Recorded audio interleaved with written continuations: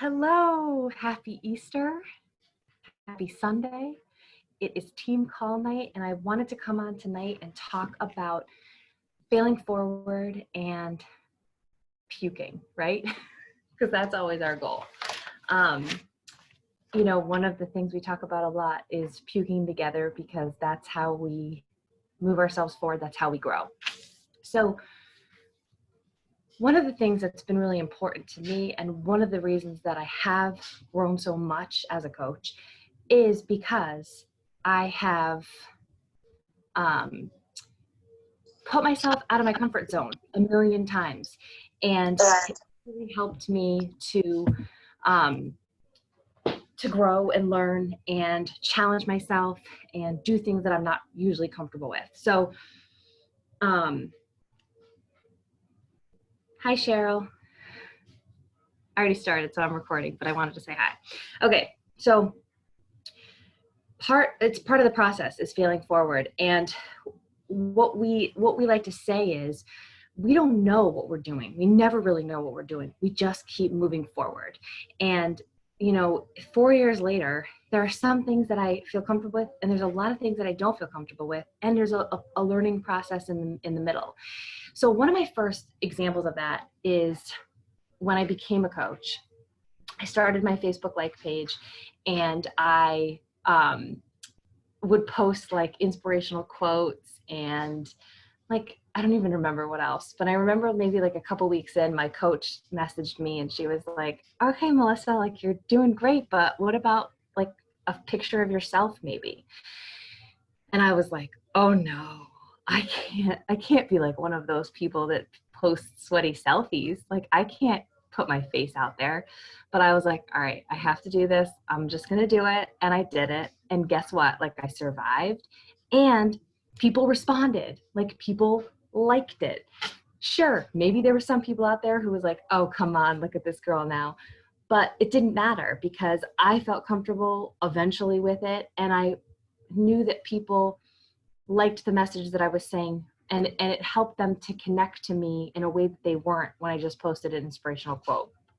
So that was one of my first, things. And maybe a month or two later was going live, through trainings and through what I was seeing on social media. This is what people did. They went live, and it made me physically ill. Like I really thought I was going to throw up the whole time, but I did it. I decided I was going to do it, and I did it. And I don't even know what I said. I know that I said I was never going to sell. I know that I said that. I said that I was a fan of the products and that they would speak for themselves. I would never sell to people. But I did it and I got over it. And the more and more that you do these things, as uncomfortable as they are, you're going to get better at them and they're going to be more comfortable. So part of this is also hearing no. When you hear no, it sucks at first. But the more that you hear it, and especially if you do like the 100 no challenge that I always recommend, oh, I should have my light here, but whatever. The more that you do it, the more that you hear no, you know that A, it's part of the process. B, it's not a no forever unless they tell you to like F off. It's just a no for right now. And those no's are going to lead to your yeses later. So part of this process, as uncomfortable as it is failing forward, is being uncomfortable, is getting that butterfly in your stomach that you don't want to do these things, but you know they're going to help you grow in the end.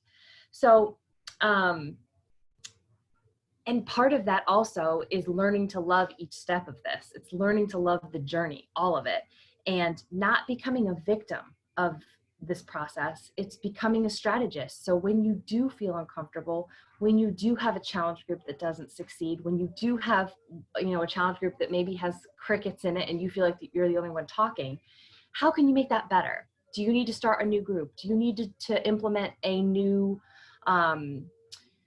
game in it, or try different posts? Sometimes people don't want to put their picture up, but maybe they want to answer a question about their favorite song or their favorite food, or I don't know. People like to answer silly things sometimes, and that's okay. It doesn't have to be fitness and nutrition related all the time.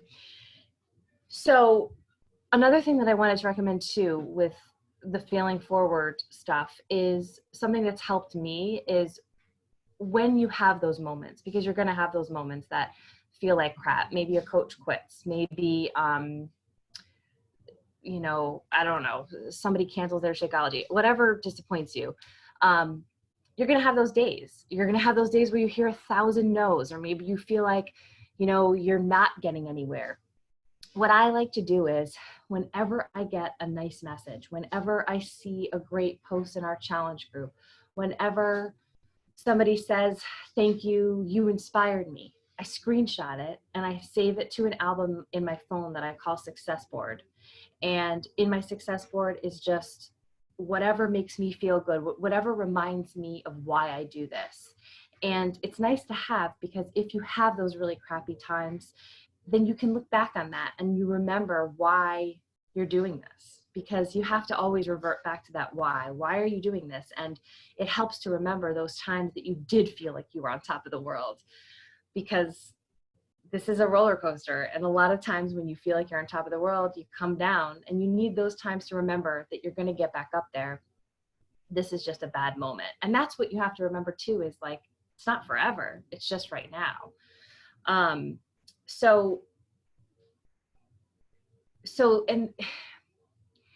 I know it's okay. I'm going to go back to my example. So my other example is Super Saturdays. And I know it's tough now. We don't have live events, but live events are really, really important. And I know a lot of coaches will say like, oh, well, I don't know anybody. So we have Super Saturdays are the quarterly events that are in the local cities, various cities around you. So it's not like Summit where it's a huge, event that you all go to. Super Saturdays can be more local. And for so long, for 2 years, I think I would go to them alone. I didn't know anybody. And that was hard, of course. It's like anything that you're walking into if you don't have somebody there or know somebody.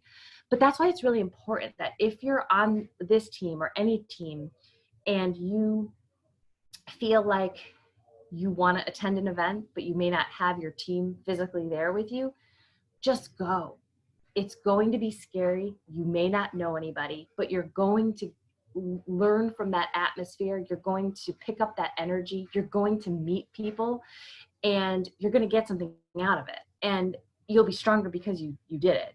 So for a lot of the events I went to alone, I didn't know anybody. And there were times that I left before the workout or whatever because I wasn't super comfortable, but I still did it. I still went. I still, put myself in those situations. And live events really, really help to connect you to this community. Which brings me to Summit too. Summit is our big yearly event that unfortunately we are not having this year, but you need to go to Summit. That was, I would say, like one of my biggest regrets in coaching. I don't believe in regrets, but I wish that I went to Summit sooner. It took me 2.5 years to get to a Summit. And I really believe that is where my business changed, because that's when I really, really fell in love with the community. And I saw what it was all about, the mission, the people, the energy, the excitement, that passion for helping people. That was where I got it. And again, my first Summit, I went alone, all alone to Indianapolis. I flew. It was my first time going away from my family. I'd never traveled away from my family. I left my daughter at her 8th grade graduation and her 8th grade dance. I was sick, but I knew that it was really important for me. And I knew that in order for my business to grow, I would have to do that. And it is hands down the best thing I ever did for myself and for my business, because that's when everything changed. That's when I fell in love, truly. So again, that was a moment of puking, because everything in my head and in my world told me not to go. How could you leave your kid? How could you leave your family? What are you doing going to this coaching event? But it was a game changer. So another thing too, kind of along the same lines, but I recently read that book, Miracle Equation, by Hal Elrod, which I highly, highly recommend. And when you're having those bad moments, or when you're failing forward, or when you're puking about something, what he learned, he was a Cutco salesman, which always makes me laugh because my ex-husband was too. I still have Cutco knives. But he learned this theory, can't change that. And what it was like when he was disappointed, like I just talked about, like if a coach cancels, or if, you know, something disappointing in your business happens, he would say to himself, all right, I have 5 minutes to feel these feelings, feel frustration, feel anger, feel all the things, and then it's over. Can't change what happened. I'm just going to move forward. And what's really powerful about that is that, yeah, okay, you get that with sales. All right, move on. What are you going to do? But what happened was is he got into a car accident and was told he would never be able to walk again. And he used that strategy in that scenario. The doctors thought he was delusional. His parents questioned his sanity. And he said to them, why are you confused? You know that that's how I live my life. I can't change this diagnosis. I can't change what's happened. I can only be positive and move forward. And he did learn to walk again. And then when he was diagnosed with an awful aggressive cancer years later, he used that same strategy again to get better. And now he's in remission. So it's just a really good mindset to have, that, you know, don't dwell in those bad times. Just feel the feelings, allow yourself to feel them, and then move on. And it goes with anything that we're dealing with. I mean, obviously everything in this world is a little bit crazier right now. That might be a little bit harder, but you can still adapt the same principles and, you know, not get stuck in those feelings. Do what you can to move forward. So what else? Okay. So, coach sneak peeks. That's another thing. I just kind of wanted to give an overview at like every stage of the way, things that you can do to push yourself outside your comfort zone. And I think that what was important for my journey is doing these things. So every time I heard somebody talk about something, I would try to do it. So coach sneak peeks, that was another one. I used to run them all by myself. I had no one else to run them with. I just did them. I had no idea what I was doing, no idea what I was talking about, and I just did them. And I think that, like, there's just so much to say about doing something. If you feel like you want to start a group about anything that you're interested in, anything that you feel like people are struggling with, if you're having conversations with people and you see this like common denominator and you're like, I think I should start a group about that, do it. The best thing you can do is just move yourself forward, do the things. You're never going to feel like you have it down. I mean, every time I start a new group, or every time I start to do something that I'm not totally comfortable with, it feels weird, but that's what's natural in this business. And that's what's helped me grow so much. And that's just, it's, I don't know. I just can't even say enough about that. And that, okay. So then I'm going to come to the Push Elite group. I started that in January, and I think it froze me for literally 2 months. January and February, I just was like a deer in headlights. Like, what am I doing in my life? I do not belong with these people. I am not cut out for this. It was craziness. Thank you, Cheryl. I did not feel like that, though. They were coming up with numbers that I was nowhere near to coming up with. I was like, why am I even here? And I literally had to just say to myself, I need to step up. And even if I don't feel like I belong, I need to tell myself that I do and act like I do. So, and actually I shouldn't even say January, February. It was more like January, February, and most of March.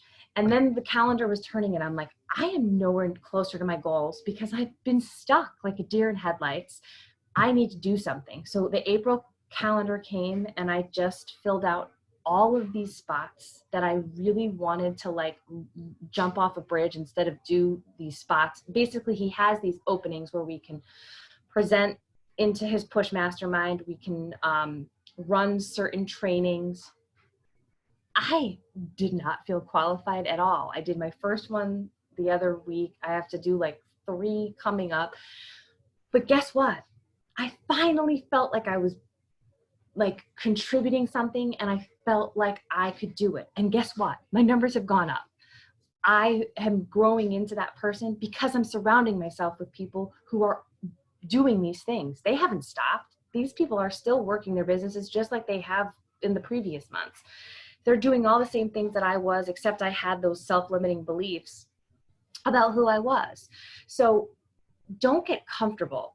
You know, if you're with people who are, you know, stuck in a certain position, you got to find other people who are moving themselves forward. And, you know, that's a tough lesson because yes, there's friendships, there's, you know, things that you like about certain people, but you have to challenge yourself and you have to grow into who you want to become. And that in itself is puke worthy because it's hard, right? Like it's hard to do those things, but it does definitely change. You hear unicorn drama. I'm going to ignore it. So yeah, so that's what I have. That's what I really wanted to share is just be yourself, find people to help you grow, and just like always want more and be willing to fail to get it, because that's where it happens. And, you know, and I think in any stage of your coaching, this is relevant, you know, anything that's scary, what can you do? And so this is what I want you guys to think about tonight is what in your business can you do? What have you been putting off? What is something that you know that you have to do, but you haven't been doing it because you're scared to do it? And I want you to think about that and challenge yourself to do it. You know, what is it? Anything that you, it could be like for some people, I want to say, just go on a Zoom call. Some people are terrified of Zoom. Like, what's so scary? You don't even have to show your face. Just come on Zoom. But seriously, like that's scary to some people. So on any level, and I want people that have never come on Zoom to hear this too, because you know, if it's something that's holding you back like that, just do it. Just do it. And it gets easier and it gets easier and it gets easier. So think about that. And, you know, when I put this in the comments in the team page, maybe write what you would, don't maybe, do it. Write what you are challenging yourself with and see what you can come up with. So hope that was helpful, guys. And thank you for coming. This was super duper fun. And I will see you next week. Bye. Yay, Maria came. Yes, I did. We have some kids and a dog, and it was a little busy.